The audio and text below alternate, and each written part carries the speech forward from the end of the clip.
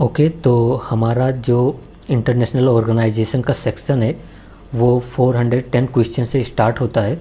और उसमें first question है जो वर्ल्ड बैंक के बारे में पूछा है। इन्होंने कहा कि world bank has introduced the concept of learning poverty which is defined as. So world bank ने जो लर्निंग पावर्टी का कॉन्सेप्ट दिया है, इसमें उन्होंने कहा कि जो हमारे एजुकेशन सिस्टम में जो प्रॉब्लम है, problem in the quality of education, इन्होंने कहा कि ऐसे स्टूडेंट या ऐसे बच्चे जिनकी एज तो 10 साल हो गई है बट वो अभी ठीक से ना बुक रीड कर पा रहे हैं ना लिख पा रहे हैं, तो उनको, ऐसे स्टूडेंट को कहा कि ये अभी पावर्टी में है और ये पावर्टी जो है हमारी वो एजुकेशन से रिलेटेड है। तो हमने इकोनॉमिक पावर्टी के बारे में सुना जो वो था, but this poverty is related to the education system, कि आपके जो गवर्नमेंट का एजुकेशन सिस्टम कैसे वर्क कर रहा है। तो अगर इसके बारे में देखें तो यहाँ पर हमारा सी ऑप्शन करेक्ट होगा। इन्होंने कहा कि percentage of 10-year-old children who can not read and understand the simple text, okay, even simple text they can not read and understand, okay. तो 10 ईयर, ये up to the 10 year old student के बारे में ये कहता है। सो ये fact है, आपको याद रखना है, इसके बारे में ज़्यादा कुछ बोल नहीं सकते, ठीक है।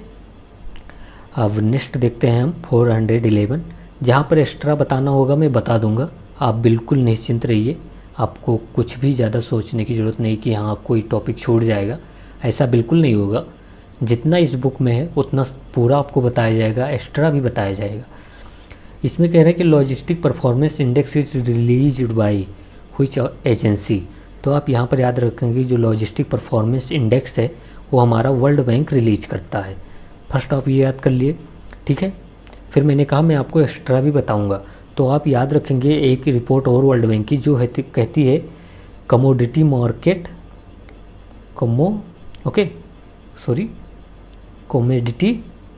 कमोडिटी मार्केट आउटलुक, ठीक है। आप ऐसे लिख लीजिएगा अपना, कमोडिटी मार्केट आउटलुक कौन रिलीज करता है, तो वर्ल्ड बैंक रिलीज करता है।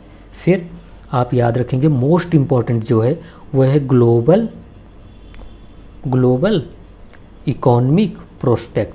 तो ग्लोबल इकोनॉमिक प्रोस्पेक्ट मतलब GEP, ग्लोबल इकोनॉमिक प्रोस्पेक्ट कौन रिलीज करता है, तो वर्ल्ड बैंक करता है, ठीक है। फिर आप एक और याद रखेंगे जो ग्लोबल फाइनेंशियल डेवलपमेंट रिपोर्ट, ये भी हमारा वर्ल्ड बैंक ही करता है, ओके। फिर आप याद रखेंगे कि जो हमारा ह्यूमन कैपिटल रिपोर्ट जो होता है, डेवलपमेंट नहीं, ह्यूमन कैपिटल रिपोर्ट, वो भी हमारा वर्ल्ड बैंक ही करता है। तो इतना आपको, इतने रिपोर्ट जो हैं वो आपको बिल्कुल पता होना चाहिए, ठीक है। अगर आपने लिखा होगा या आपने ठीक से सुना होगा तो आपको थोड़ा अंदाज़ा तो हो ही गया होगा कि कौन सा है। फिर 412 देखते हैं हम। इसमें कह रहा है कि consider the following statements regarding the compulsory licence under the Indian patent act 1970। So Indian patent act जो है वो एक प्रोविज़न देता है कंपल्सरी लाइसेंस का, तो उसके बारे में इन्होंने पूछा हुआ। तो हम सबसे पहले ये देखते हैं कि कंपल्सरी लाइसेंस का मीनिंग क्या होता है। तो जैसे आप अज्यूम कीजिए कि ये USA की कंपनी है, ठीक है, ये एक USA की कंपनी है जो कोई मेडिसिन मैन्युफैक्चर किया। अब ये मैन्युफैक्चर में से जो मेडिसिन है वो यहाँ पर इंडिया में, वो इंडिया के लोग, मतलब मान लो या ये इंडिया में एक्सपोर्ट कर रहे हैं, ठीक है। वो इंडिया में वो उस, मतलब ये USA के मेडिसिन का पेटेंट इंडिया में किसी के पास नहीं है, वो पेटेंट केवल USA के एजेंसी के पास है, ठीक है। तो अब इसमें इंडिया में कोई उसे मैन्युफैक्चर नहीं कर सकता, पेटेंट एक्ट के अंडर कोई भी इंडिया में उसे मैन्युफैक्चर नहीं कर सकता, कोई भी कंपनी मेडिसिन की चाहे वो जो भी हो वो मैन्युफैक्चर नहीं कर सकती। तो अब USA की जो मेडिसिन कंपनी है, जो ड्रग्स कंपनी है, वो क्या करेगी, या तो एक्सपोर्ट जो मेडिसिन का है वो बहुत कम करेगी जितना हमें डिमांड है, या फिर उस पर प्राइस बहुत ज़्यादा चार्ज करेगी। और वो प्राइस चार्ज करते हुए, मतलब उनका जो रीजन होगा चार्ज करने का, वो कहेंगे कि हमने ये मेडिसिन बनाया तो रिसर्च एंड डेवलपमेंट पे हमारे ज़्यादा कैपिटल लगा हुआ है, हमारे पैसा लगा हुआ है, so we need to recover that. So उनका ये डिफेंडिंग पॉइंट होता है, ठीक है। बट आप ऐसी सिचुएशन देखिए कि ऐसा हो कि ये लोग मेडिसिन ना एक्सपोर्ट कर रहे हैं और प्राइस बहुत हाई कर देंगे तो हमारे जो इंडिया के लोग हैं उनको वो मेडिसिन नहीं मिल पाएगी।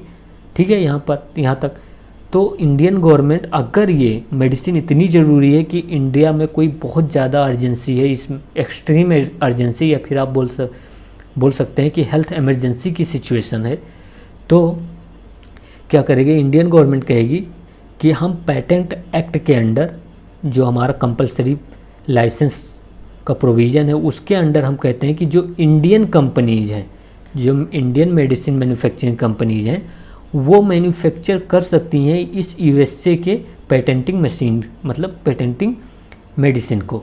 ठीक है, तो इन इंडियन कंपनी को गवर्नमेंट ऑफ इंडिया लाइसेंस दे देगी कि अब तुम भाई इनके फार्मूला वगैरह देखो जिस मेडिसिन को इन्होंने मैन्युफैक्चर किया है, कैसे मैन्युफैक्चर किया है, और तुम मैन्युफैक्चर कर सकते हो।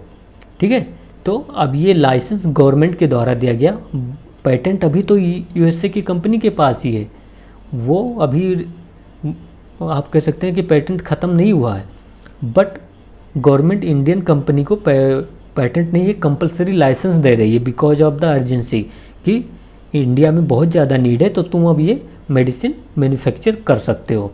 ठीक है, तो यही है हमारा कंपलसरी लाइसेंस।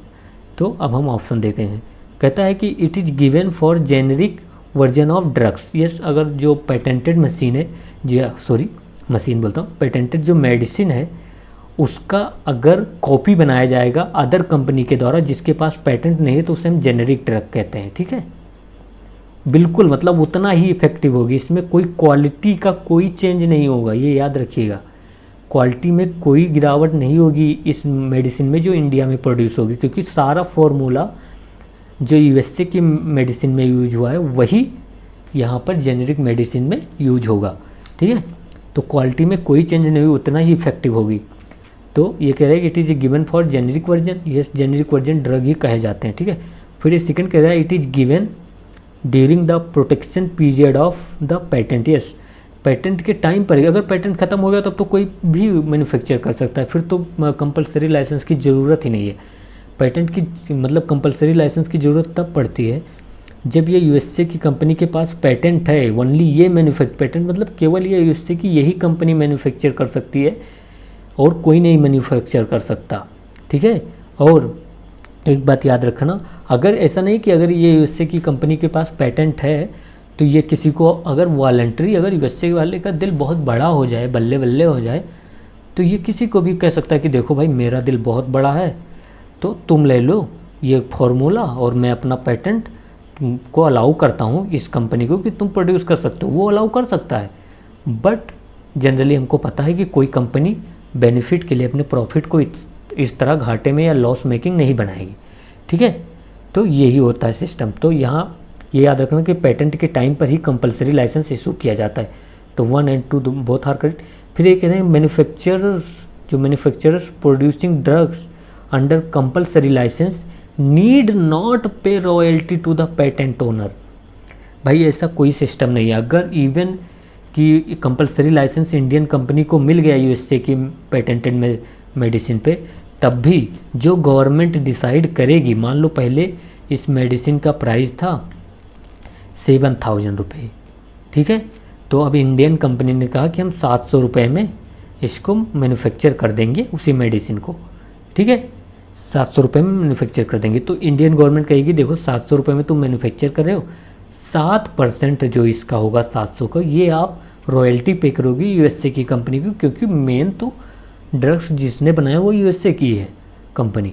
तो ऐसा सिस्टम होगा। ये इंडियन कंपनी पे भी ऐसे लागू हो सकता है कि 2 इंडियन की कंपनी हो और एक के पास पेटेंट ना हो और दूसरे के पास पेटेंट हो, तो सेम आप फार्मूला लागू कर सकते हैं। तो ये जो 7% डिसाइड किया जाएगा, आपको याद रखना गवर्नमेंट डिसाइड करती है रॉयल्टी, जो पे किया जाएगा मेन मेडिसिन मैन्युफैक्चर कंपनीज को, जिसने फर्स्ट टाइम मैन्युफैक्चर किया, जिसके पास पेटेंट है।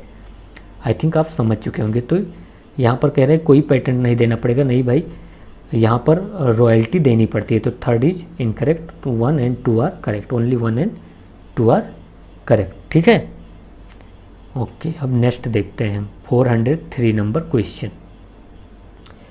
तो यहाँ पर 403 नंबर क्वेश्चन में ये कह रहा है consider the following statement regarding regarding the remission of duties taxes on export product scheme, export product scheme. तो पहले हम इसके बारे में समझते हैं कि ये क्या है। आप जैसे मान लीजिए कि ये इंडिया है हमारा, ठीक है, और ये यूएसए है। तो यूएसए से इंडिया ने कोई मतलब यूएसए से इंडिया के किसी मैन्युफैक्चर या इंडस्ट्रीज ने कोई मशीन इंपोर्ट की, ठीक है। मशीन कहाँ से इंपोर्ट की है? यूएसए से इंडिया में मशीन आई है, ठीक है। फिर इंडिया में मशीन आई और इंडिया तो अब इस पे इंडियन इंपोर्टर को क्या क्या पे करना पड़ेगा? कस्टम ड्यूटी पे करना पड़ेगा उस पर, ठीक है। कस्टम ड्यूटी तो लगती है ना इंपोर्ट्स के, कैपिटल गुड हो या कोई भी गुड्स हो उस पर कस्टम ड्यूटी लगती है, ठीक है। तो जितने भी टैक्सेस वगैरह जो भी आप मान लो यहाँ पर टैक्स ही कह लेते हैं कस्टम ड्यूटी छोड़ के, तो जो टैक्स उसको लगेगा तो कैपिटल पे, तो यहाँ पर कैपिटल इंडिया की इंडस्ट्री में आएगा। लेकिन गवर्नमेंट जो है, इंडियन गवर्नमेंट कह सकती है कि देखो भाई जो ये टैक्स लगा है तुम ये टैक्स हमें पे मत करो, तुम ये टैक्स हमें पे ना करो, या फिर जो तुम्हारे पे टैक्स लगा है वो टैक्स हम आपको रिटर्न कर देंगे जो आपने टैक्स पे किया है। बस आपको क्या करना है कि आप इस मशीन से जो प्रोडक्शन करोगे उससे इतना % एक्सपोर्ट करोगे। वो कुछ भी % गवर्नमेंट सेट कर सकती है कि आप इतना एक्सपोर्ट ही करोगे तभी हम वो टैक्स माफ़ करेंगे आपके ऊपर से। समझ रहे हो? या आप फिर से समझ लीजिए, जैसे मान लीजिए कि ये यूएसए है और ये इंडिया है हमारा, ठीक है। तो आप मानिए कि यहाँ यूएसए से कोई रॉ मटेरियल इंडिया की कंपनी ने इंपोर्ट किया, तो रॉ मटेरियल पे हमको पता है कस्टम ड्यूटी लगेगा। फिर ये रॉ मटेरियल कस्टम ड्यूटी किसको पे करना पड़ेगा? इंडियन इंडस्ट्रीज़ को पे करना पड़ेगा। तो इंडियन इंडस्ट्रीज़ को कस्टम ड्यूटी पे किया। फिर अब ये गवर्नमेंट जो रोड टैप स्कीम लाई इसके अंडर कहती कि देखो तुमने रॉ मटेरियल तो इंपोर्ट कर लिया, बट अगर आप ये रॉ मटेरियल को फाइनल प्रोडक्ट बना के आप फिर से अगर एक्सपोर्ट कर देते हैं किसी भी कंट्री में, ऐसा नहीं कि यूएसए में ही करना, किसी भी कंट्री में आप अगर एक्सपोर्ट करते हैं, ठीक है, एक्सपोर्ट करते हैं, तो आपने जो यहाँ पर कस्टम ड्यूटी दिया हुआ था ना इंपोर्ट के टाइम पर, वो हम आपको रिटर्न कर देंगे। जितना भी आपने कस्टम ड्यूटी दिया होगा वो हम आपको रिटर्न कर देंगे और आपके एक्सपोर्ट पर भी कोई ड्यूटी नहीं लगाएंगे, ठीक है। या इंडियन कंपनी मतलब या गवर्नमेंट ये कह सकती है कि देखो तुमने मैन्युफैक्चरिंग में जितना इलेक्ट्रिसिटी लगा, जो वाटर बिल लगा, उस पर हम थोड़ा सा आपको रियायत दे देंगे या छूट दे देंगे। तो this is the about the road tap scheme. Okay, I think आप समझ चुके होंगे। तो इसमें फर्स्ट स्टेटमेंट कह रहा है कि this scheme will reimburse the levies which are currently out of GST regime. Yes, it is correct. मतलब ये GST okay and plus other जो कस्टम ड्यूटीज जो लगते हैं उसके भी जो टैक्सेस होते हैं उनको भी, एंड प्लस मंडी टैक्स हो गया जो मतलब हमारे जीएसटी के अंडर नहीं है, जैसे मंडी टैक्स हो गया, पेट्रोलियम पर जो एक्सरसाइज ड्यूटीज लगता है, एंड वैल्यू एडेड टैक्स जो स्टेट का लगता है, इन सब पे ये छूट प्रोवाइड करता है, इन सब की टैक्सों की छूट प्रोवाइड करता है अगर आप एक्सपोर्ट करते हैं। तो first statement is of course correct. Okay, second कह रहा है कि द स्कीम इज फॉर रीइम्बर्सिंग। रीइम्बर्सिंग मतलब आपको पता होगा, रीइम्बर्सिंग मतलब सब छूट देना, किसी टैक्स की छूट देना, उसको रीइम्बर्सिंग कहते हैं। This scheme is for reimbursing the CGST मतलब सेंट्रल जीएसटी, एंड कह रहा है SGST। नहीं भाई, SGST को रीइम्बर्स नहीं करता, स्टेट जीएसटी को ये नहीं माफ़ करता है। इस रोड टैप स्कीम में स्टेट जीएसटी का इंक्लूजन नहीं है, ठीक है। तो CGST है एंड IGST है। ओके, तो हमारा सेकेंड ऑप्शन इनकरेक्ट हो जाएगा। फिर second incorrect, first is correct. फिर थर्ड कह रहा है कि the scheme will make export zero rated. Zero rated मतलब आप सिंपल वर्ड में समझ सकते हैं कि जीरो टैक्स। ओके, आपको ना इंपोर्ट पे हो सकता है टैक्स देना पड़े, या टैक्स देना पड़े तो ये गवर्नमेंट रिटर्न कर दे। आपकी एक्सपोर्ट पे हो सकता है टैक्स ना लगाए, आपके इलेक्ट्रिसिटी बिल जो है उस पर हो सकता है सब्सिडी प्रोवाइड कर दे। ओके, आपको मंडी टैक्स ना लगाए, अगर आप जैसे कि मंडी टैक्स कहाँ ना लगाए, अगर आप रॉ मटेरियल मंडी से कोई इंडस्ट्री उठा रही है और उसको एक्सपोर्ट करने को कह रही है तो मंडी टैक्स नहीं लगेगा, ऐसा बोल सकता है, ठीक है। पेट्रोलियम टैक्स ना लगाए, पेट्रोलियम पर आपको सब्सिडी दे, मतलब टैक्स ना लगाने मतलब आपको सब्सिडी दे। तो टैक्स सब्सिडी कैसे देगा? जैसे वो बोल देगा कि देखो भाई तुम्हारे एक्सपोर्ट में इतना पेट्रोलियम लगा था तो हम इतने पेट्रोलियम का आपको सब्सिडी देते हैं या पैसा देते हैं। तो these is about the road tariff scheme. तो हमें पता है 1 is correct, 3rd is correct, तो 1 and 3rd are correct. Okay, फिर हम ये देखते हैं कि अगर हम यहाँ पर देख ले तो फर्स्ट ऑफ ऑल आपको ये पता होना चाहिए जीएसटी किस पे नहीं लगता। एक आप मतलब ये एक्स्ट्रा इन्फॉर्मेशन रख लीजिए। आप याद रखना कि जीएसटी हमारा लिक्कर पे नहीं लगता, जो स्टेट की लिक्कर होते हैं उन पे जीएसटी नहीं इम्पोज किया जाता, नहीं होता है जनरली। ओके, फिर आपको ये भी पता होना चाहिए कि जो पेट्रोलियम प्रोडक्ट हैं उन पे भी जीएसटी नहीं लगता। इस पे क्या लगता है तब, जो सेंट्रल गवर्नमेंट का है उस पे सेंट्रल गवर्नमेंट का एक्साइज लगता है एंड स्टेट का वैल्यू एडेड टैक्स लगता है। ठीक है, फिर आप ये भी याद रखें जो मंडी होती है, मंडी टैक्स अलग होता है, उस पर भी जीएसटी, मंडी के टैक्स पर जीएसटी नहीं लगता है। मंडी के जो बेनिफिट है उस पर जीएसटी आप कह सकते हो नहीं लगता है, मंडी टैक्स लगता है वो अलग से, स्टेट गवर्नमेंट डिसाइड करती है। ठीक है, आप ये कह सकते हैं टरबाइन फ्यूल पर भी कोई जीएसटी नहीं लगता है, उस पर अलग अलग टैक्स लगते हैं। इसका मतलब ये नहीं कि टू टैक्स फ्री है, उस लगता है बट उस पर अलग टैक्स लगते हैं, जीएसटी नहीं लगता उस पर। ठीक है, आई थिंक आप समझ चुके होंगे। अब नेक्स्ट पर चलते हैं। 44 नंबर क्वेश्चन क्या कह रहा है, आप यहाँ देखिए, कह रहा है कि certificate of origin is related to which of the following. तो पहले आप समझिए कि सर्टिफिकेट ऑफ ओरिजिन का मतलब क्या होता है। तो जैसे आप मान लीजिए कि ये चाइना है, ठीक है, ये इंडिया है, ठीक है, ये श्रीलंका है। तो ये चाइना, ये इंडिया, ये श्रीलंका।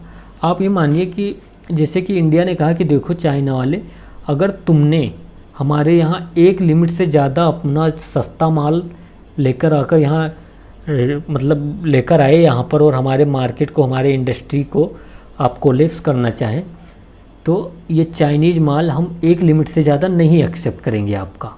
ठीक है, इंडिया कह सकता है, या काउंटर वेलिंग मान लीजिए ड्यूटी लगा सकता है, एंटी डंपिंग ड्यूटी लगा सकता है। कि एंटी डंपिंग ड्यूटी मतलब कि ऐसी ड्यूटी जो इंडिया ने इम्पोज की है क्योंकि चाइना बहुत ज़्यादा डंपिंग कर रहा है अपने प्रोडक्ट का बहुत सस्ते पर। ठीक है, वो कह रहा है कि देखो यूएसए तो आईफोन बनाता है 1 लाख में, मैं तुमको 2 रुपये में दे रहा हूँ, ले लो। अब समझ रहे हो मैटर। वो कहेगा कि एप्पल में देख रहे हो कितना है 44 मेगापिक्सल, मैं तुमको 444 दे रहा हूँ, और वो भी 10,000 में। चाइना ऐसा ही तो करता है अपना प्रोडक्ट के लिए। तो इंडिया क्या कहेगा कि देखो भाई, हमारे यहाँ की जो फ़ोन कंपनीज हैं वो तुमसे कंपैरिजन नहीं कर सकते हम, क्योंकि तुम तो बिल्कुल ऐसा लगता है कि बाप का माल है बेच रहे हो, लेकिन हमारे यहाँ मेहनत लगती है भाई। तो इंडिया क्या करेगा, उस पर बहुत ज़्यादा ड्यूटी लगा देगा। अगर चाइना वो 10,000 का मतलब कह रहा है कि 10,000 में भी एक्सपोर्ट कर रहा है, तो इंडिया करेगा 10,000 का इसको बनाओ 30,000, तब हमारे इंडियन कंपनीज को और इंडिया में मार्केट में आने दो, जिससे जो कंपटीशन है वो बना रहे।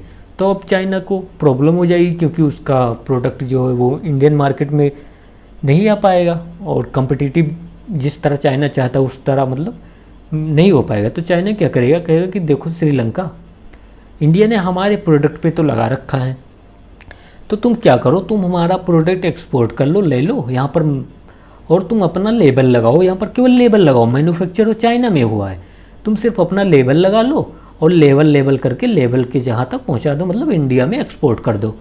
तो फिर जो एक्सपोर्ट का पैसा है थोड़ा तुम रख लेना और ज़्यादा हमें भेज देना। और अब क्या है कि इंडिया और श्रीलंका के बीच में उतना एंटी डंपिंग ड्यूटी नहीं है, क्योंकि इंडिया समझता है कि देखो श्रीलंका पहली बात अच्छी कंट्री है और हमारे रिलेशन अच्छे हैं, सब कुछ ध्यान में रखते हुए, और फिर ये भी सोचता है कि ये डंपिंग नहीं कर रहा है हमारे मार्केट में, ये इसका रियलिटी में वो प्राइस है, तो ये यहाँ पर वो ज़्यादा टैक्स इंडिया नहीं इम्पोज करेगा, तो इससे बेनिफिट हो जाएगा और चाइना का प्रोडक्ट ऐसे यहाँ पर आ जाएगा। तो अब इंडिया कहता है, ये मतलब इंडिया नहीं सभी कंट्री कहते हैं कि देखो भाई ये बहुत ज़्यादा चल रहा है। क्या बहुत ज़्यादा चल रहा है कि एक कंट्री से लाकर दूसरी कंट्री में रख के और दूसरे कंट्री से यहाँ पर सेल कर देना। तो ये इंडिया और सभी कंट्री कहे कि अब हमको सर्टिफिकेट चाहिए कि जो तुम प्रोडक्ट एक्सपोर्ट कर रहे हो हमारे कंट्री में वो तुमने मैन्युफैक्चर किया है कि नहीं किया है। ठीक है, तो यही है हमारा सर्टिफिकेट ऑफ ओरिजिन, कि तुम्हारे यहाँ ओरिजिन हुआ है वो प्रोडक्ट कि नहीं, या तुम किसी दूसरे कंट्री से लाकर हमारे यहाँ बेच रहे हो सिर्फ आप थोड़ा कमीशन खाने के लिए। तो यहाँ पर हमारा आंसर क्या हो जाएगा वो देखते हैं हम। ऑप्शन देखते हैं। ये कह रहा है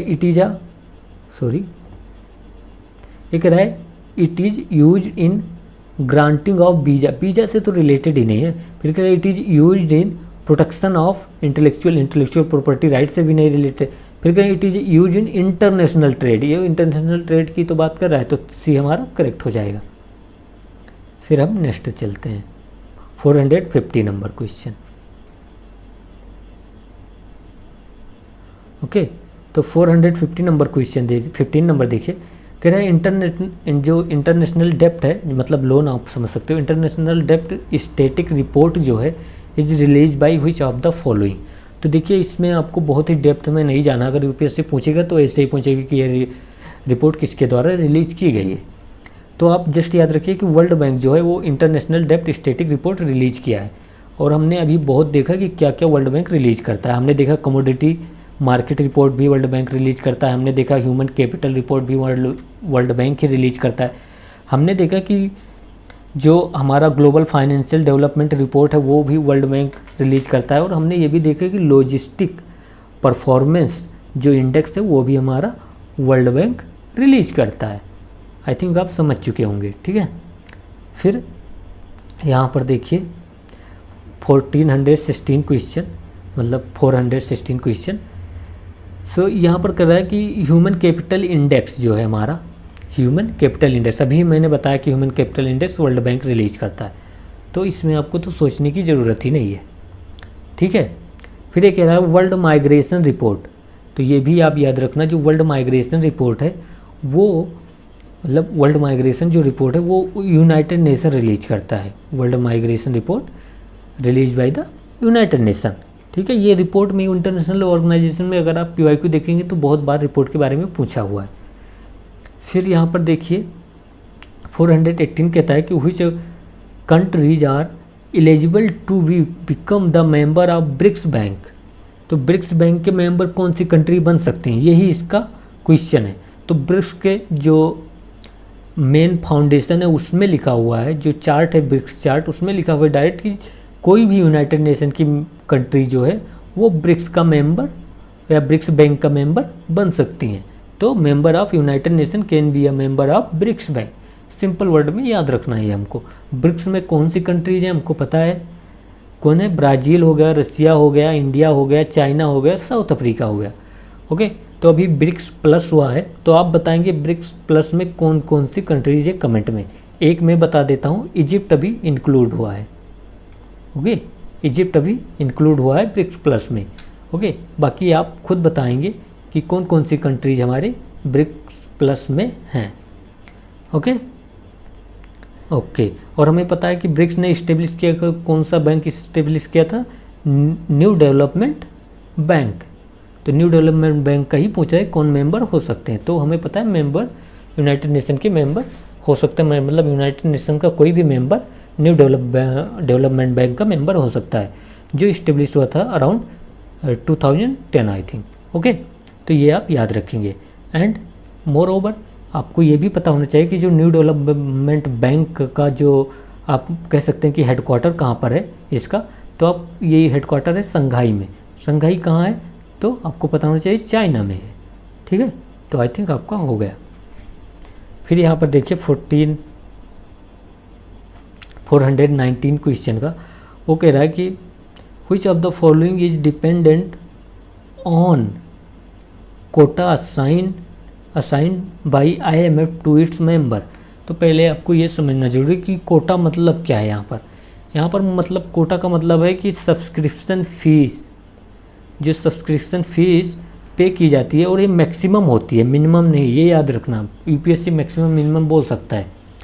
तो it is a maximum subscription fees paid by the member countries of IMF। Okay, तो इतना मतलब सब्सक्रिप्शन फीस IMF के मेंबर कंट्रीज को पे करना पड़ता है IMF बैंक को। फिर IMF बैंक क्या करता है, उनको कोटा असाइन करता है, ठीक है। जो ज़्यादा पे करेगा उसको ज़्यादा कोटा असाइन किया जाएगा। बट ज़्यादा पे करने के लिए आपके पास कुछ, मतलब वो ज़्यादा तभी पैसा लेंगे आपसे जब आप उनकी कुछ कंडीशन को मानते होंगे। वो कंडीशन क्या क्या है कि आपका जीडीपी का परसेंटेज, मतलब वर्ल्ड ट्रेड में आपकी जीडीपी कितना महत्व रखती है, आपका वर्ल्ड ट्रेड कितना परसेंट है इन द ग्लोबल पर्सपेक्टिव, मतलब आप ग्लोबल का कितना परसेंटेज ट्रेड में आपका पार्ट है। ठीक है, ये भी इंक्लूड करता है कि आपकी कंट्री की इकोनॉमी कितनी ओपन है। ओपन मतलब आपका कैपिटल अकाउंट पार्ट कितना ओपन है, आपके करंट अकाउंट कन्वर्टेबिलिटी कैसी है, कैपिटल अकाउंट कन्वर्टेबिलिटी कैसी है, आप में इन्वेस्टमेंट कितना ईजिली, मतलब इन्वेस्टमेंट कितना ईजिली पेनिट्रेट कर सकता है। तो ये सब देखते हैं ये। ठीक है, फिर उसी रिगार्डिंग वो कहते हैं कि तुम्हारे यहाँ जैसे देखो, एक मिनट, जिससे उन्होंने देखा कि यूएसए की इकोनॉमी बहुत ज़्यादा ओपन है और उसका जीडीपी भी बहुत ज़्यादा है और उसका ग्लोबल ट्रेड में पार्ट भी बहुत ज़्यादा है। तो यूएसए को कहेंगे कि देखो तुम हमको 50 बिलियन दे दो। ठीक है, फिर अगर इंडिया की बात आई तो इंडिया में कहेंगे कि देखो भाई तुमने कैपिटल अकाउंट कन्वर्टेबिलिटी नहीं कर रखी है। ठीक है, इंडिया की बात आई, सॉरी, इंडिया की बात आई, 1 मिनट, इंडिया की बात आई, उन्होंने कहा कि देखो भाई तुमने कैपिटल अकाउंट कन्वर्टेबिलिटी नहीं कर रखा है, इन्वेस्टमेंट में आपके बहुत सारे इशू हैं, बहुत सारे रिस्ट्रिक्शन हैं, आप ट्रेड में बहुत सारे रिस्ट्रिक्शन लगा के रखे हो, तो तुम सिर्फ हमको दोगे $10 बिलियन, और $10 बिलियन में हम तुमको असाइन करते हैं 2% और यूएसए को असाइन करते हैं 70%। तो ये भी याद रखना है कि यूएसए का सबसे ज़्यादा कोटा है हमारे आईएमएफ में, या आप कह सकते हैं एसडीआर जो है यूएसए का वो सबसे ज़्यादा है। ठीक है, फिर यूएसए और चाइना का ये याद रखना कि चाइना का ज़्यादा है इंडिया से। चाइना अराउंड 6 पॉइंट समथिंग है, इंडिया अराउंड कह सकते हो 3% एसडीआर होल्ड करता है, 3% कोटा होल्ड करता है।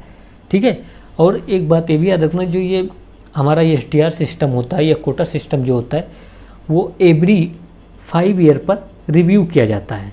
Every 5 year it is reviewed by the IMF. Okay, और कहोगे कि अब ये कोटा वोटा तो हो गया, बट इसका यूज क्या है? तो इसका यूज ये है कि अगर आपकी कंट्री में बैलेंस ऑफ पेमेंट क्राइसिस हो गई, जैसे अभी पाकिस्तान में है, उससे पहले श्रीलंका में थी। ओके, तो इन सिचुएशन में आपको आईएमएफ बेल आउट पैकेज देगा, बेल आउट पैकेज देगा आईएमएफ। तो बेल आउट पैकेज आईएमएफ देता है। बेल आउट पैकेज मतलब आपको लोन देगा कि आप में अगर आपके पास फॉरेन एक्सचेंज रिजर्व नहीं है तो आप मतलब कोई चीज़ इंपोर्ट करना चाहते हो, इंपोर्ट नहीं कर पाओगे। तो बेल आउट पैकेज में आईएमएफ लोन प्रोवाइड करता है। आप ऐसे सिंपल लैंग्वेज में समझ सकते हैं। ठीक है, तो आप ये समझिए कि जो बेल आउट पैकेज होगा आईएमएफ का, जो आईएमएफ का होगा मेंबर कंट्रीज को जो बैलेंस ऑफ पेमेंट क्राइसिस से झेल रही हैं, तो उनका होगा जो उनका कोटा असाइन किया गया है उसके 145% मान सकते हो कि अगर 100 रुपये कोटा मतलब असाइन किया गया है तो 145 मतलब इसका 145% निकाल लीजिए, उतना आपको जो होगा वो बैलेंस ऑफ पेमेंट में बेल आउट का पैकेज दिया जाएगा। ठीक है, आई थिंक आप समझ चुके होंगे। फिर अब हम इसका क्वेश्चन देखते हैं। ये कह रहा है कि financial resources that the member country is oblige to provide IMF. Yes, इसमें पैसा ही तो देते हैं आईएमएफ में, मतलब कोटा सिस्टम में हम क्या करते हैं, सब्सक्राइब करते हैं जो मैक्सिमम फीस होती है, जो फाइनेंस होता है। समझ में आया? फिर कहते हैं कि वोटिंग राइट्स, मतलब कहते हैं कि डिपेंडेंट, यहाँ पर डिपेंडेंट पूछा तो पहली बात कोटा किस पे डिपेंड करता है कि आप कितना पैसा देते हैं और वो डिसाइड करेंगे कि आईएमएफ की आप कितना देंगे। फिर कह रहे हैं वोटिंग राइट। यस, मतलब जब आपके पास आईएमएफ का मतलब कि जितना कोटा होगा उतना आपके पास वोटिंग राइट होगी। यूएसए की सबसे ज़्यादा है क्योंकि उसके पास 17% कोटा है टोटल 100% का। समझ रहे हो? तो वोटिंग राइट भी डिसाइड करता है कोटा सिस्टम। तो ये भी फिर कह रहे हैं SDR allocation to member country. Yes, SDR जो होता है स्पेशल, आप कह सकते हो स्पेशल ड्राइंग राइट्स जो होता है वो भी इस पे कोटा सिस्टम पे डिपेंड करता है कि आपको कितना एसडीआर मिलेगा। फिर कहते हैं बोरोइंग कैपेसिटी ऑफ मेंबर। ये सब कोटा का मैंने बताया कि कितना परसेंटेज आप बोरो कर सकते हैं, वो इट इज अराउंड 145%। ओके, तो all of the above are correct. तो इतना ही आपको याद रखना था, इसमें ज़्यादा परेशान होने की ज़रूरत नहीं है। फिर नेक्स्ट देखते हैं 420 नंबर क्वेश्चन क्या कह रहा है। ये कह रहा है consider the following statements regarding special drawing rights, वही एसडीआर ऑफ आईएमएफ। तो एसडीआर ऑफ आईएमएफ के बारे में इन्होंने पूछा है। ओके, तो ये कह रहे हैं कि it is allocated to the member countries based on their economic size. Yes, मैंने बताया कि जीडीपी साइज जब एसडीआर हो या कोटा सिस्टम हो, दोनों को अलोकेट करने के लिए जीडीपी साइज देखते हैं वो।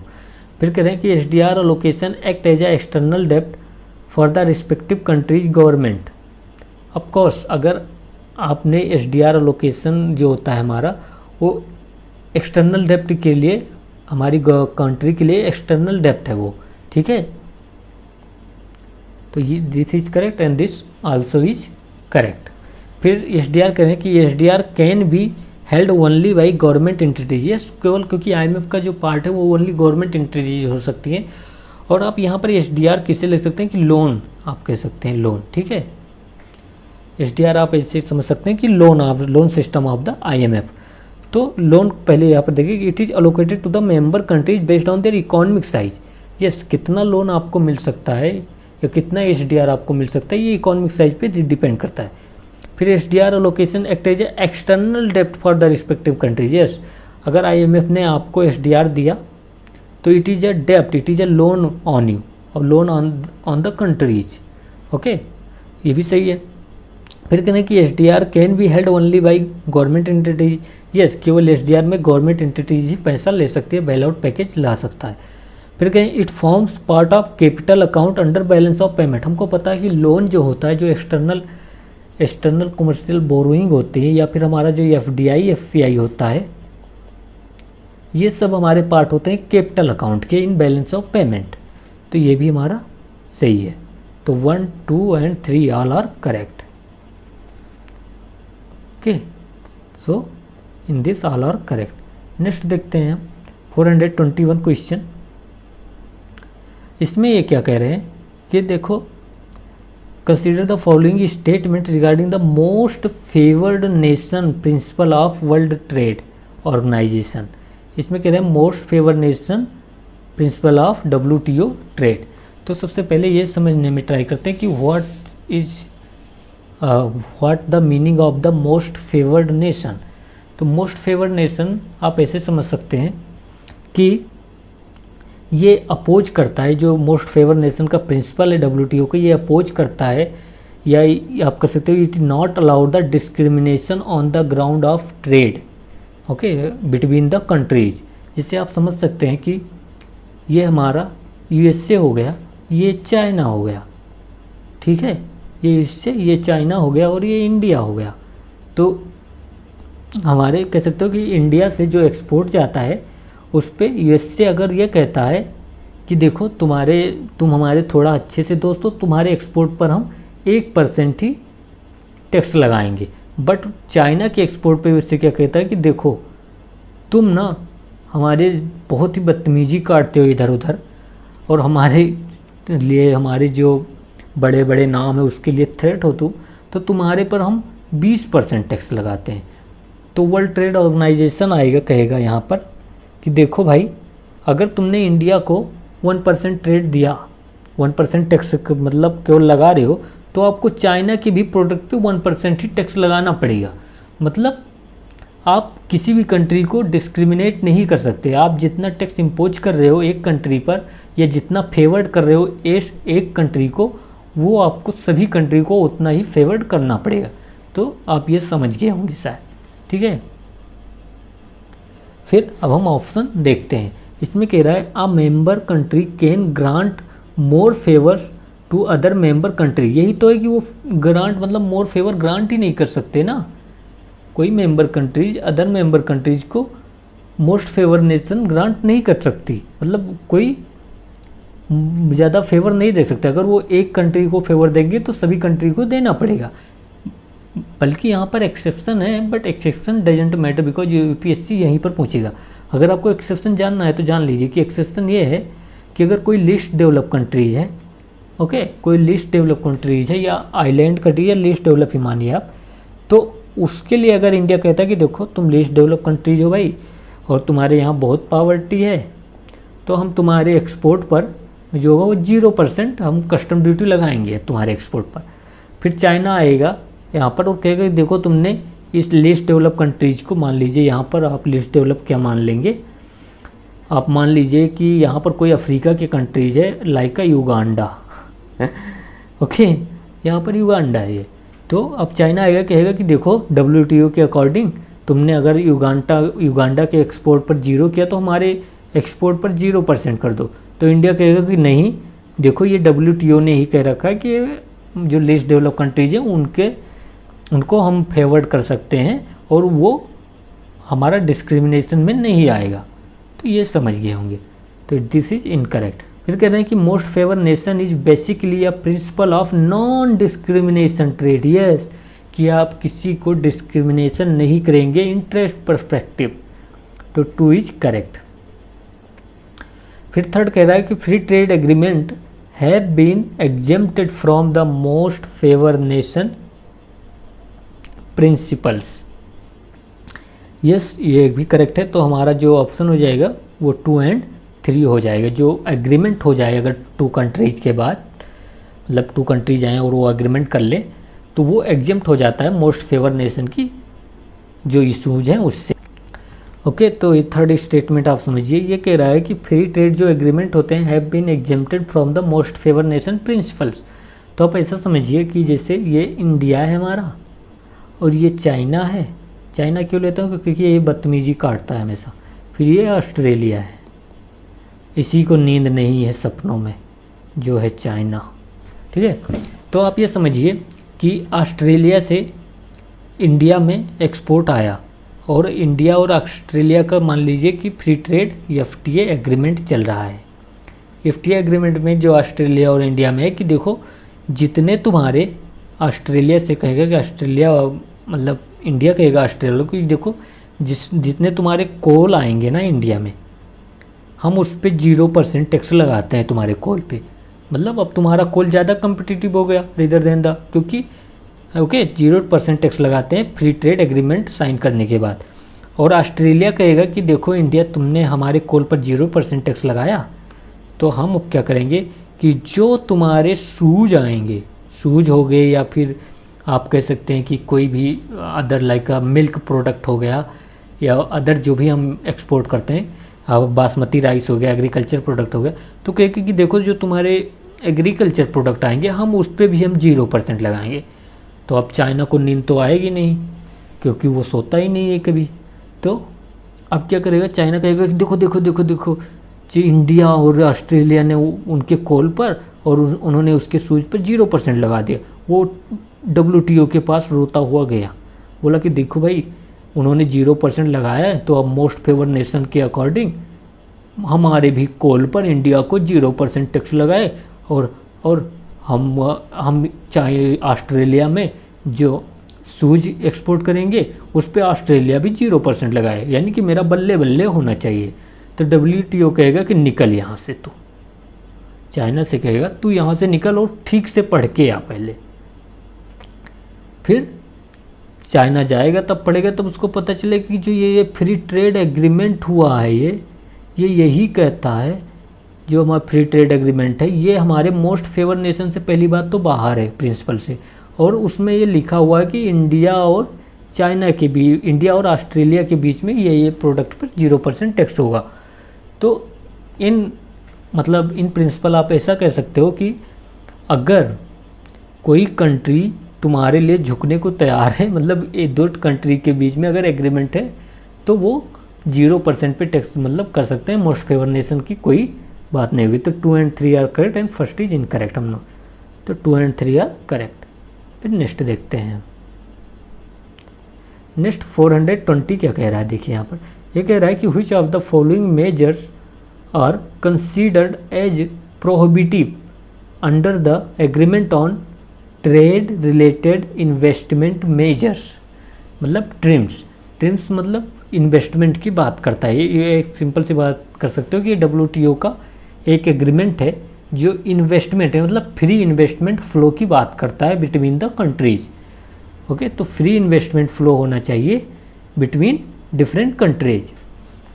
फ्री इन्वेस्टमेंट फ्लो का मतलब जैसे ये इंडिया हो गया और ये मान लीजिए ब्राज़ील हो गया। अब की यूएस से नहीं लेंगे, नहीं तो उसको भी भाव आ जाता है। तो इंडिया हो गया एंड ब्राज़ील हो गया, ठीक है। तो आप ऐसा समझिए कि ये इन्वेस्टमेंट जो है इंडिया से कैसे आ सकता, मतलब ब्राज़ील से इंडिया में इन्वेस्टमेंट कैसे कैसे आ सकता है। पहला हो गया हमारा एफडीआई आ जाए, फिर हमारा हो गया एफपीआई आ जाए, ओके। और या फिर हो सकता है कोई यूएस यहाँ जो ब्राज़ील की इंडस्ट्रीज है वो इंडिया में आकर कुछ सेटअप कर ले, ठीक है। तो ट्रिम्स यहाँ पर कुछ सेटअप कर ले, तो ये हमारे लिए इन्वेस्टमेंट हो गया जो अदर कंट्री से, जो ब्राज़ील से आया हुआ है। तो ट्रिम्स में डब्ल्यूटीओ ये कहता है कि अगर ये जो इंडस्ट्री यहाँ सेटअप हुई है इंडिया में अदर कंट्रीज़ की, जो इन्वेस्टमेंट है या जो एफडीआई है या जो एफपीआई है, फ्री फ्लो होना चाहिए। इस पर किसी प्रकार का रिस्ट्रिक्शन इंडिया में नहीं होना चाहिए। मतलब कि अगर एफडीआई वाले चाहते हैं कि हमें इन्वेस्टमेंट करना है किसी इंडस्ट्री में, तो इंडिया की गवर्नमेंट मना ना करे। मतलब इन प्रिंसिपल बता रहा हूँ। एफपीआई वाले अगर चाहते हैं कि इन्वेस्टमेंट करना है ब्राज़ील के, तो इंडियन गवर्नमेंट मना ना करे। और अगर जो इंडस्ट्रीज है इंडिया में ब्राज़ील की, मतलब ब्राज़ील लिस्टेड कंपनी जो है, उस पर जितना टैक्स इंडिया के गुड्स और ब्राज़ील मतलब इंडिया के गुड्स पे लगता है, इंडिया की इंडस्ट्री पे लगता है, उतना ही ब्राज़ील की इंडस्ट्री पर लगना चाहिए। मतलब अगर ये शूज़, मान लीजिए शूज़ मैन्युफैक्चरिंग कंपनी है जो ब्राज़ील की है और ये इंडिया की शूज़ मैन्युफैक्चरिंग कंपनी, तो जितना shoes manufacturing company of India की टैक्स लगना चाहिए उतना ही ब्राज़ील पे लगना चाहिए। जितना इंडिया की कंपनी को सब्सिडी मिलनी चाहिए शूज़ में, उतना ब्राज़ील को भी मिलनी चाहिए।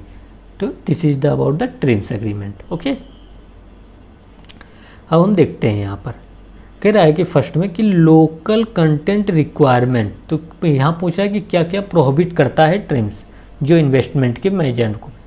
तो कह रहा है कि लोकल कंटेंट रिक्वायरमेंट, यस ये प्रोहिबिट करेगा। क्यों? क्योंकि अगर जैसे कि गवर्नमेंट आए और वो बोले कि देखो भाई ये हमारा मतलब ये ट्रैक्टर बनना है, ट्रैक्टर फाइनली बनना है, तो ये जो मशीन है, ये जो मान लीजिए मशीन जो है या जो इंजन, अब ये मान लो जो इंजन है वो केवल इंडिया का होना चाहिए इस ट्रैक्टर में।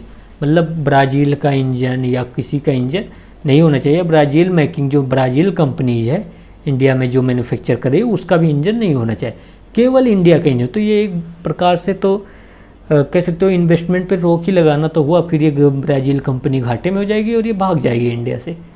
तो लोकल कंटेंट रिक्वायरमेंट प्रोहिबिट है कि आप ऐसा नहीं बोल सकते कि यहाँ केवल इंडिया के प्रोडक्ट पर कि जो मतलब इंडिया के प्रोडक्ट को ही यूज करेंगे, ठीक है।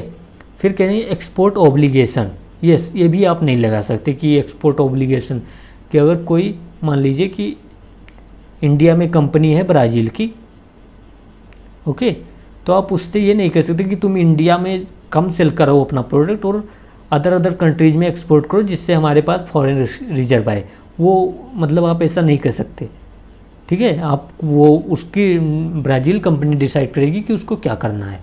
उसको अगर इंडिया में प्रॉफिट होगा तो इंडिया में वो कस्टमर को सेल करेगी, अगर बाहर होगा तो बाहर करेगी। मतलब फ्रीली होना चाहिए इन्वेस्टमेंट जो कंपनीज हैं। तो ये भी सही है हमारा।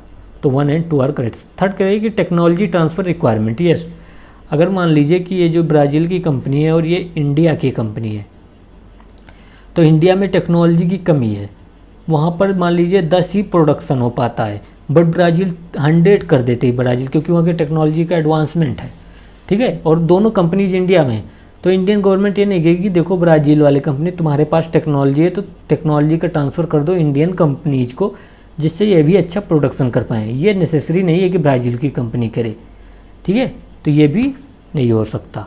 तो 1, 2 एंड 3 आर करेक्ट। फिर कहें डोमेस्टिक एम्प्लॉयमेंट, तो ये भी आप नहीं लगा सकते कि केवल डोमेस्टिक लोग ही जो होंगे वो एम्प्लॉयमेंट होंगे। ब्राज़ील की जो इन्वेस्टमेंट है वो इंडिया में, ब्राज़ील की जो कंपनी है इंडिया में, हो सकता है कि वो ब्राज़ील के लोगों को लेकर आए एम्प्लॉयमेंट दे अपनी कंपनी में। तो दिस इज आल्सो करेक्ट। तो हम यहाँ पर देख सकते हैं क्या होगा हमारा answer, all of the above, ठीक है। अब नेक्स्ट पर चलते हैं। नेक्स्ट 423 क्या कह रहा है, ये कह रहा है कि which of the following statement is true regarding the issue of imposing custom duty, मतलब custom duty on electronic transmission under the on going Doha development agenda.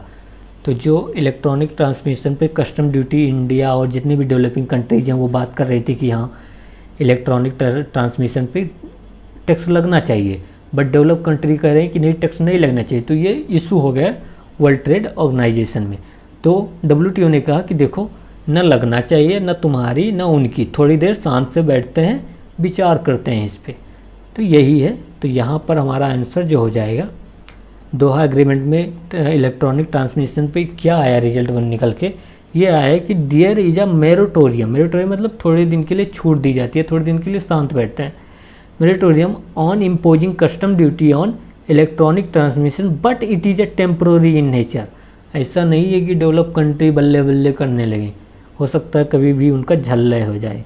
तो डी आर करेक्ट, ठीक है। Temporary in nature till the next meeting is held of the WTO। Okay, अब next चलते हैं, उसमें और ज़्यादा कुछ जानने की जरूरत ही नहीं थी। फिर 424 देते हैं, कहते हैं consider the following statements regarding tariff rate quota. Tariff rate quota को आप ऐसे समझ सकते हैं कि मान लीजिए कि ये USA है, ठीक है, और ये इंडिया है।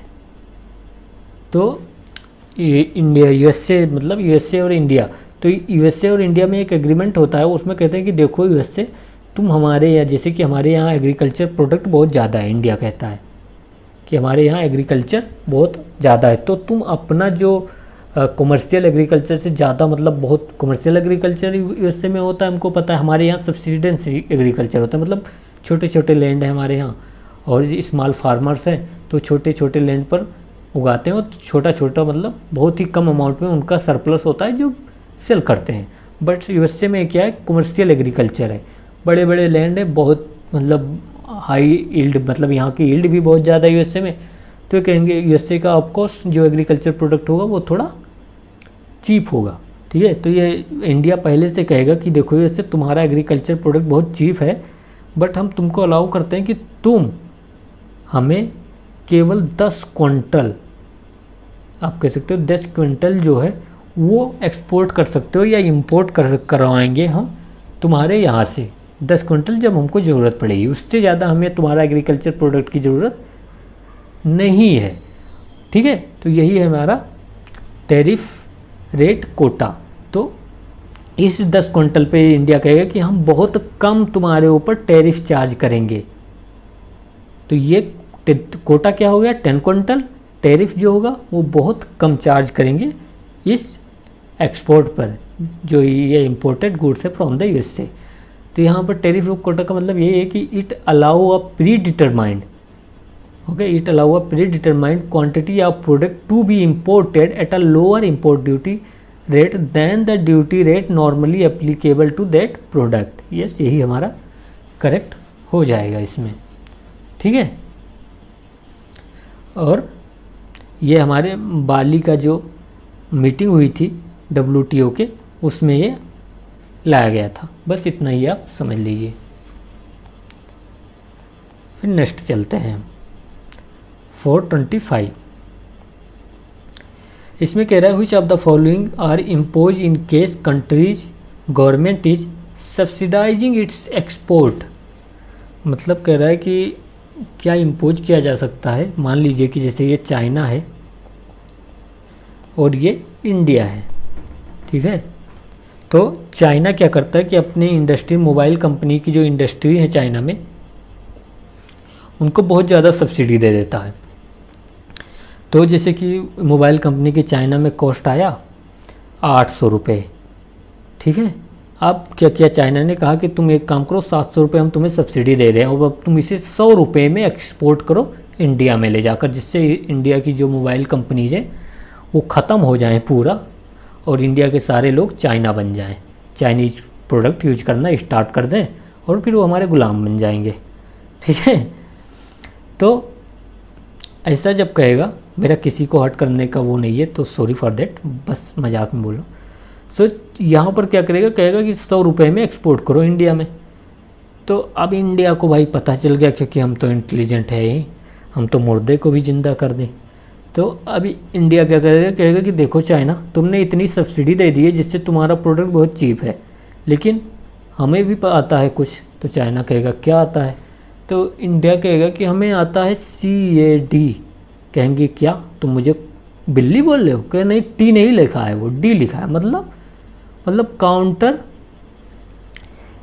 काउंटर वेलिंग जो ड्यूटी होती है उसको हम लगाएंगे तुम्हारे ऊपर।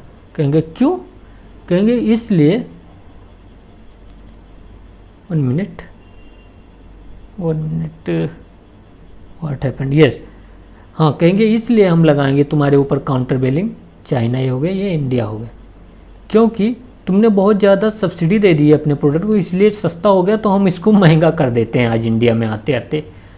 तो इंडिया में कहेंगे कि हम तुम्हारे ऊपर 900 रुपये काउंटर वेलिंग ड्यूटी लगाते हैं। 100 रुपये से आया था, 900 लगा दिया, अब वो कितना हो गया, 1000 का प्रोडक्ट हो गया।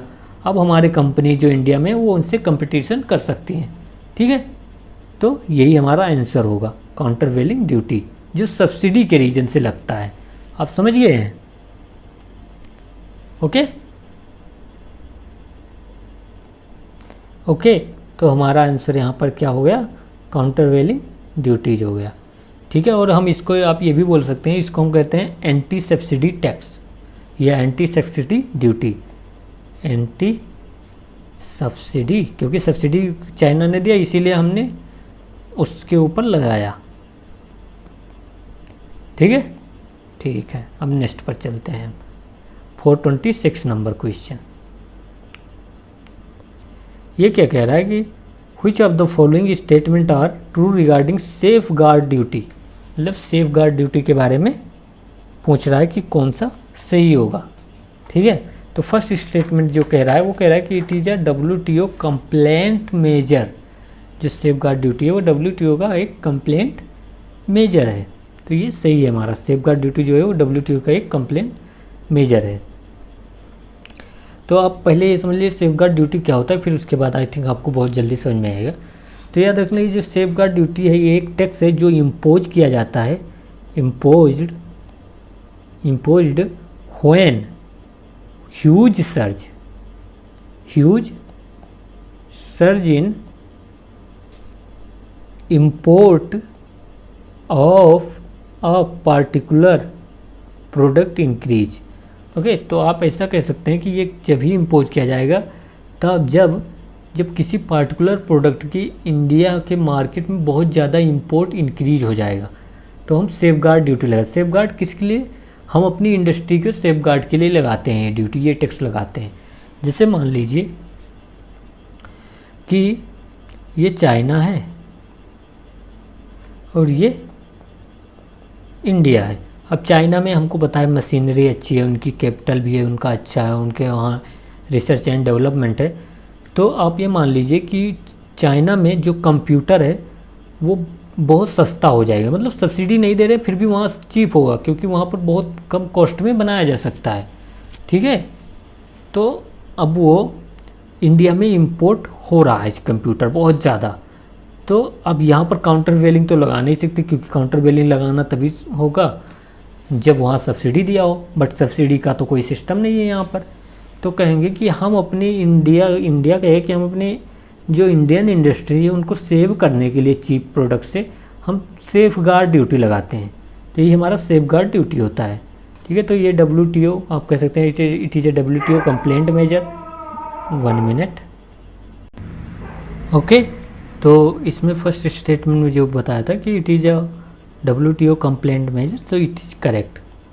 फिर सेकंड कह रहा है कि it is imposed when there is an increase import of particular product मैंने बताया कि कंप्यूटर का इंक्रीज हुआ तभी वो इम्पोज हुआ, तो ये भी सही, ये भी सही।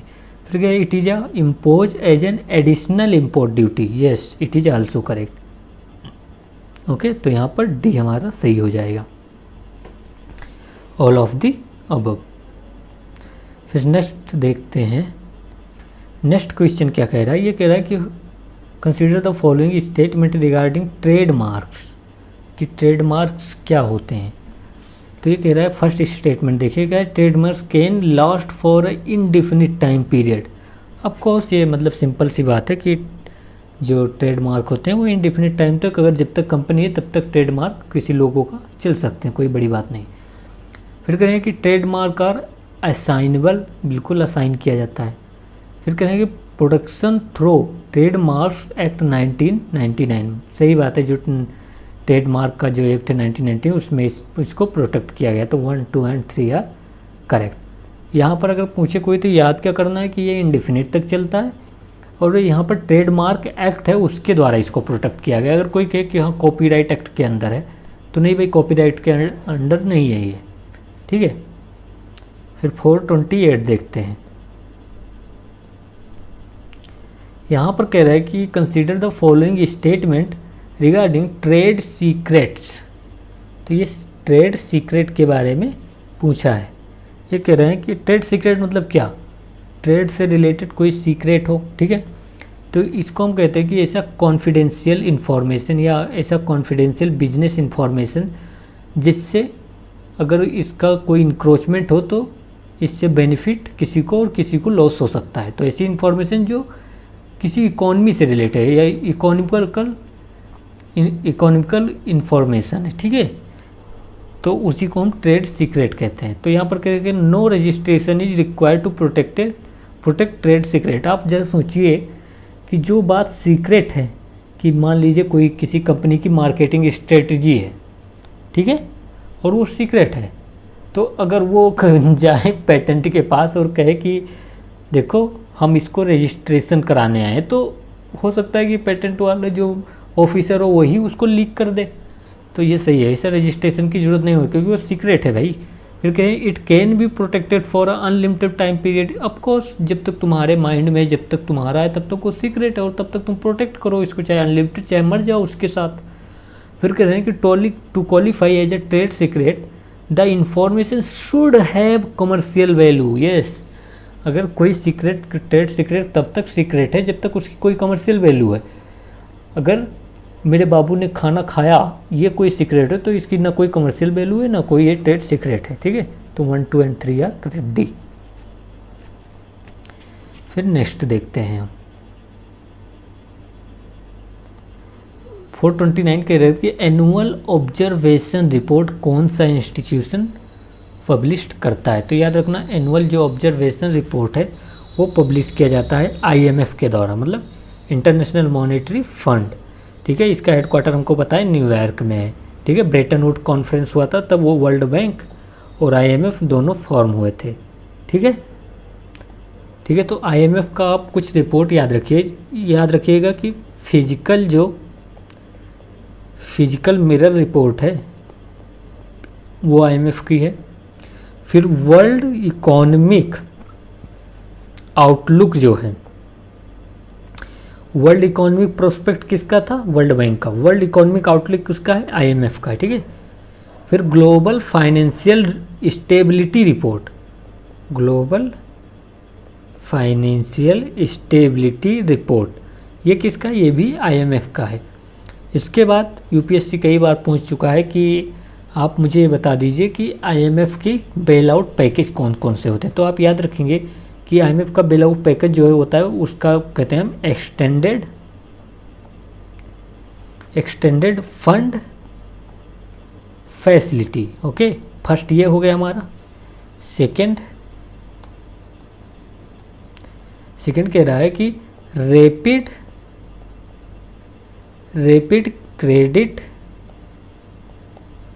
क्रेडिट फैसिलिटी, ठीक है। फिर थर्ड क्या है, आप याद रखेंगे कि रैपिड फाइनेंसिंग फैसिलिटी। तो these are the IMF bail out package from the balance of payment crisis, okay. अब नेक्स्ट देखते हैं, यहाँ पर क्या कह रहा है कि अब देखिए, ये कह रहा है कि व्हिच एजेंसी और institution release the social mobility report. तो याद रखेंगे कि जो सोशल मोबिलिटी रिपोर्ट होता है वो रिलीज किया जाता है वर्ल्ड इकोनॉमिक फोरम के द्वारा, ओके।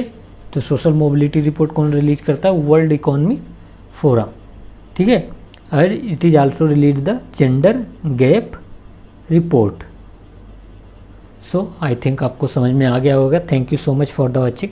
अच्छा लगे तो आप अदर वीडियो भी जो है बहुत अच्छे से जो मनी एंड बैंकिंग के हैं, जिससे UPSC every year 7 to 8 question money and banking से ही पूछता है, और उसको हमने बहुत ही डिटेल में किया है। आप ज़रा सोचिए कि मनी एंड बैंकिंग में 37 से लेकर केवल 80 क्वेश्चन तक, या मान ओके 37 से 80 क्वेश्चन तक हमने 4 घंटे लिए हैं।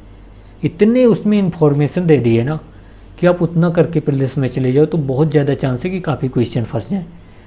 ठीक है, तो आई थिंक आपको अच्छा लगा होगा। प्लेलिस्ट पूरा बनी हुई है, उसमें आपको मिल जाएगा। और अगर कोई भी पार्ट आपको समझ में नहीं आता तो आप कमेंट करेंगे, ये मेरी रिस्पॉन्सिबिलिटी है कि मैं उसको फिर से अपलोड करूँगा वीडियो बना के। So thank you so much and keep watching and subscribe अगर अच्छा लगे तो।